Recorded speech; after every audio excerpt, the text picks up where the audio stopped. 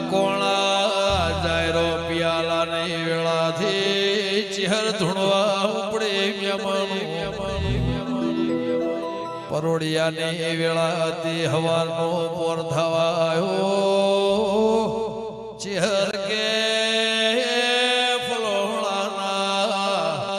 ઘેરથી રભાયણના બોલાયના બકરોના વાળા મોલા સ્ટાટીને મારો શરૂ દબાયા